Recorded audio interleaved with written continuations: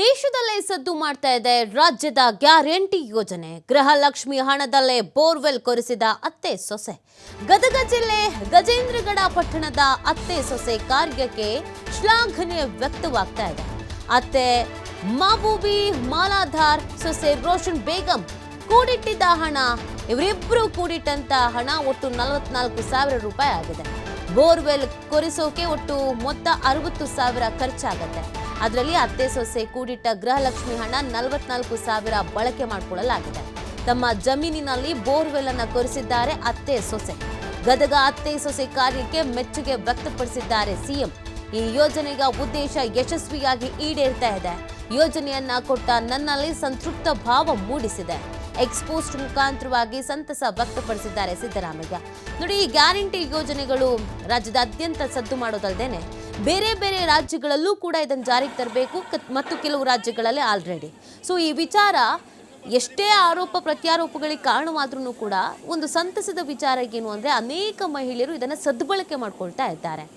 ಅಲ್ಯಾರೋ ತಾಗಿ ಮಗನಿಗೆ ಆಟೋ ಕೊಡಿಸ್ತಾ ಇದ್ದಾರೆ, ಇನ್ಯಾರಿಗೂ ಏನೋ ಕೊಡಿಸ್ತಾ ಇದ್ದಾರೆ. ಇದೀಗ ನೋಡಿ, ಅತ್ತೆ ಸೊಸೆ ಇಬ್ಬರೂ ತಮಗೆ ಬರ್ತಾ ಇದ್ದಂಥ ಗೃಹಲಕ್ಷ್ಮಿ ಹಣವನ್ನು ಕೂಡಿಟ್ಟು ಬೋರ್ ಕೊರೆಸಿದ್ದಾರೆ. ನೀರು ಬೇಕಲ್ವ ಜಮೀನಿಗೆ, ಪಾಪ 65,000 ಆಗಿದೆ ಅಂತೆ. ಅದರಲ್ಲಿ ಇವ್ರು 45,000 ಕೂಡಿಟ್ಟಿದ್ರಂತೆ, ಅದರಲ್ಲಿ ಬೋರ್ ಕೊರೆಸಿದ್ದಾರೆ, ನೀರು ಬಂದಿದೆ, ಖುಷಿಯಾಗಿದ್ದಾರೆ.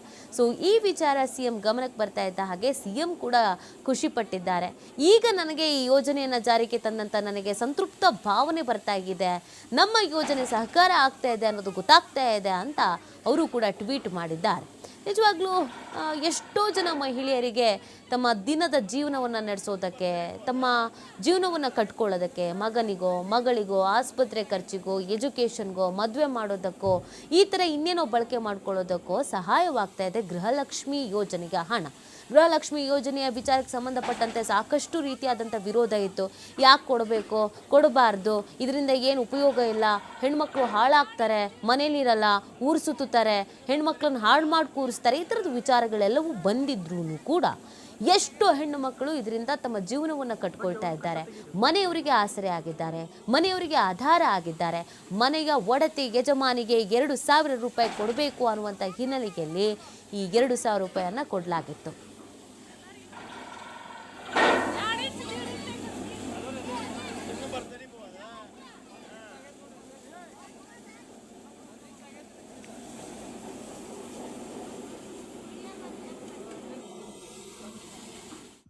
ನಮ್ಗೆ ಸಿದ್ದರಾಮಯ್ಯನ ರೊಕ್ಕಲಿದ್ರ ನಾವು ಕೂಡಿಟ್ಟು ಗೃಹಲಕ್ಷ್ಮಿ ರೊಕ್ಕದಾಗ ಸಿದ್ದರಾಮಯ್ಯ ರೊಕ್ಕ ಅಂತ ತಿಳಿದು ನಾವು ಕೂಡಿಟ್ಟು ಬೋರ್ ಹಾಕ್ಸಿವ್ರಿ.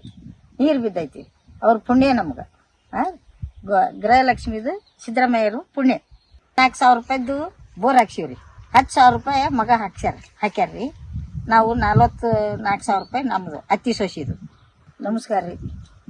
ನಮ್ಗೆ ಸಿದ್ದರಾಮಯ್ಯನ ರೊಕ್ಕಲಿದ್ರ ನಾವು ಕೂಡಿಟ್ಟು ಗೃಹಲಕ್ಷ್ಮಿ ರೊಕ್ಕದಾಗ ಸಿದ್ದರಾಮಯ್ಯ ರೊಕ್ಕ ಅಂತ ತಿಳಿದು ನಾವು ಕೂಡಿಟ್ಟು ಬೋರ್ ಹಾಕ್ಸಿವ್ರಿ. ನಮ್ಮ ಕರ್ನಾಟಕ ರಾಜ್ಯದಲ್ಲಿ ಮಾನ್ಯ ಮುಖ್ಯಮಂತ್ರಿಯಾದಂಥ ಸನ್ಮಾನ್ ಸಿದ್ದರಾಮಯ್ಯನವರು ಈ ಒಂದು ಹೆಣ್ಣು ಮಕ್ಕಳಿಗಾಗಿ, ಬಡ ಹೆಣ್ಣು ಮಕ್ಕಳಿಗಾಗಿ ಪ್ರತಿ ತಿಂಗಳು ಈ ಗೃಹಲಕ್ಷ್ಮಿ ಯೋಜನೆಯಲ್ಲಿ 2,000 ರೂಪಾಯಿ ಏನು ಕೊಡುವಂಥ ಕಾರ್ಯಕ್ರಮವನ್ನು ಮಾಡಿದ್ದಾರಲ್ಲ, ಇದು ನಿಜವಾಗಿ ಹೆಮ್ಮೆಯ ವಿಷಯ. ಯಾಕಂದರೆ ಈ 2,000 ರೂಪಾಯಿ ಕೂಡಿಸಿಟ್ಟು ಎಷ್ಟೋ ಜನ ತಮ್ಮ ಮಕ್ಕಳಿಗೆ ವಿದ್ಯಾಭ್ಯಾಸಕ್ಕೆ ಹೆಲ್ಪ್ ಮಾಡಿದ್ದಾರೆ. ವಿದ್ಯಾಭ್ಯಾಸಕ್ಕೆ ಮಕ್ಕಳು ಕಲಿಯೋದಕ್ಕೆ ಅವ್ರು ಸಹಾಯ ಆಗಿದೆ. ಎಷ್ಟೋ ಹೆಣ್ಮಕ್ಳು ಅದನ್ನು ಕೂಡಿಸಿಟ್ಟು ತಮ್ಮ ಮಗಳಿಗೆ ಒಂದೇನೋ ಬಂಗಾರ ಮಾಡಿಸಿ ಮದುವೆ ಮಾಡಲು ಅದು ಅವರಿಗೆ ಸಹಾಯ ನೀಡಿದ್ದಾರೆ. ಮನೆತನಕ್ಕೆ ಒಂದು ಸಹಾಯ ಆಗಿದೆ. ಅಷ್ಟರಲ್ಲೇ ನಮ್ಮ ಗಜೇಂದ್ರಗಡದ ಊರಲ್ಲೇ ಅದನ್ನ 2,000 ರೂಪಾಯಿ ಕೂಡಿಟ್ಟು ಬೋರ್ವೆಲ್ ಹಾಕಿಸಿ ತಮ್ಮ ಒಣಭೂಮಿ ಇದ್ದಂಥ ಒಂದು ಹೊಲದಲ್ಲಿ ಅದನ್ನು ನೀರಾವರಿ ಬೋರ್ವೆಲ್ ಹಾಕಿ ನೀರಾವರಿ ಯೋಜನೆ ಮಾಡಿ ತಮ್ಮ ಮನೆತನ ಒಂದು ಸಾಧಲು ಒಂದು ಅನುವು ಮಾಡಿಕೊಟ್ಟಿದ್ದಾರೆ. ಹೀಗಾಗಿ ಈ ಒಂದು ಕಾರ್ಯಕ್ರಮ ಏನಲ್ಲ, ನಿಜವಾಗಿ ಎಲ್ಲ ಹೆಣ್ಣು ಮಕ್ಕಳು, ಅದರಲ್ಲಿ ವಿಶೇಷವಾಗಿ ಬಡ ಹೆಣ್ಣು ಮಕ್ಕಳಿಗೆ ಬಹಳ ಒಂದು ಒಳ್ಳೆಯ ಒಂದು ಕಾರ್ಯವಾಗಿದೆ. ದಯವಿಟ್ಟು ಇಡೀ ರಾಜ್ಯದ ಜನತೆ ಇದು ಮಾಡಬೇಕು. ಬಹಳ ಯೋಜನೆಗಳನ್ನು ಮಾಡ್ಕೊಂಡಿದ್ದಾರೆ. ನಮ್ಮ